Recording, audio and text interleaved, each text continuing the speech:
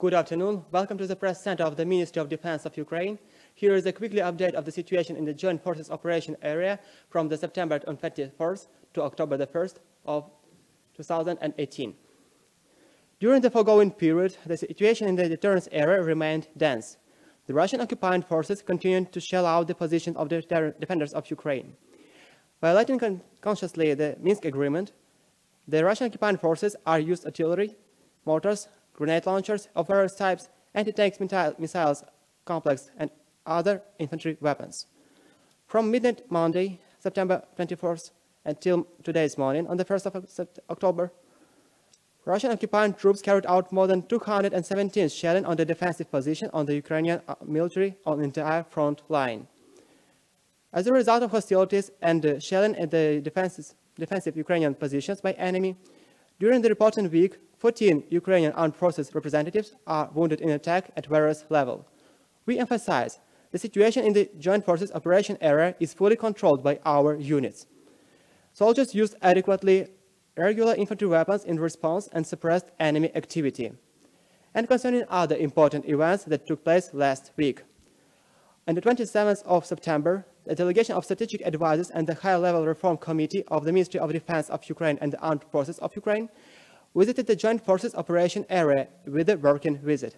At Donbass, the military partners can get acquainted with the current situation of security and in the Joint Forces Operation area, prospects for development, as well as combat and control system familiarization.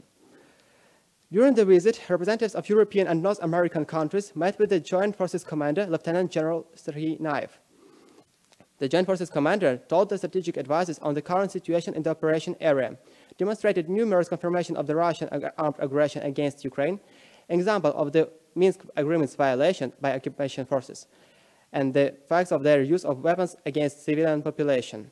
Besides, Lieutenant General Serhiy Naev dwelt on the humanitarian component on the operation area, cooperation with the military civilian administration, local communities, the implementation of numerous social projects, the restoration of infrastructure damaged by combat actions.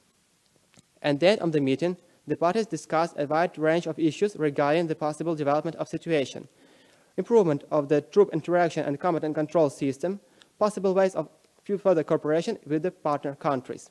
Also, the Joint Forces Commander thanked the delegation for assistance, including the military one, provided by governments of their states.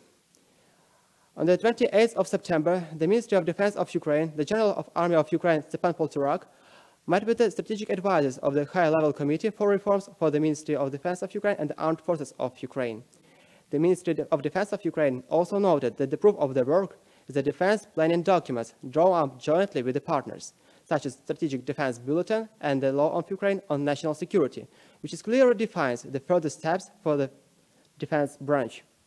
At the moment, we are working to ensure that all documents for our development planning process coincide with the Law of National Security of Ukraine.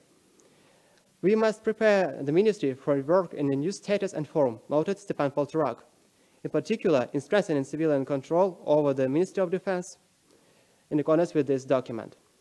According to the head of the MOD, the new law also provides the new command and control institution reform, which in fact is already a transition to practical work. Strategic advisors noted significant progress in the reforming of Ukrainian army. The parties also outlined the prospects of further joint work. At the end of the meeting, the Minister of Defense of Ukraine congratulated the high-level strategic advisor from the United States, John Abizade, on completing his working mission to the Ministry of Defense of Ukraine. And also, he was rewarded by the Minister of Defense for a significant contribution to the development of military cooperation, full assistance and support in the implementation of reforms in Ukraine, and high professionalism, with the distinction of the Ministry of Defense of Ukraine and medal for the development of military cooperation.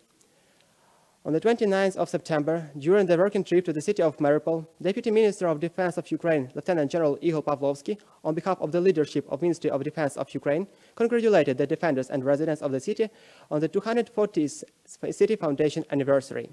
He thanked all the patriots of the city and Ukraine who, in the most crucial moment, were not afraid and became close to the militaries and volunteers to defend the city and the whole country.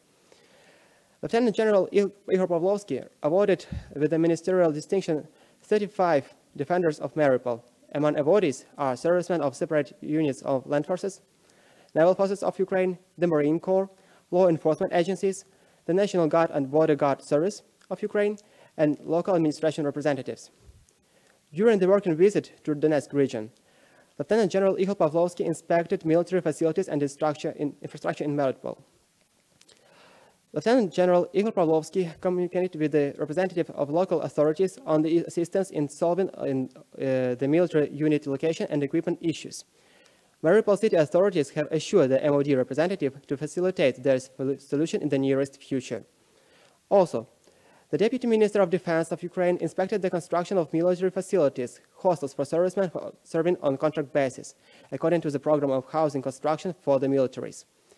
Lieutenant General Ihor Pavlovsky inspected the reconstruction course of military town facilities and talked with the executives. And also, he visited a location of Marine Corps unit of the Naval Forces of Ukraine, which had recently returned from the GFO area, talked with the unit commander and asked questions of concern. Today, on the 1st of October, in Ukraine, the autumn conscription campaign has started.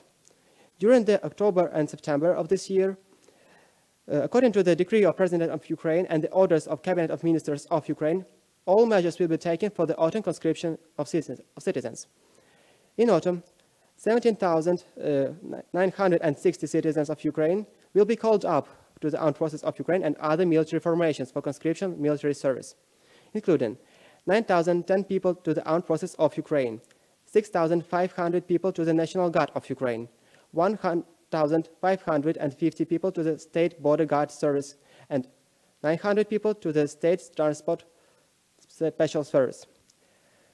This is all information for now. Thank you for your attention. Glory to Ukraine. First Lieutenant Teplouka from the Press Center of Ministry of Defense.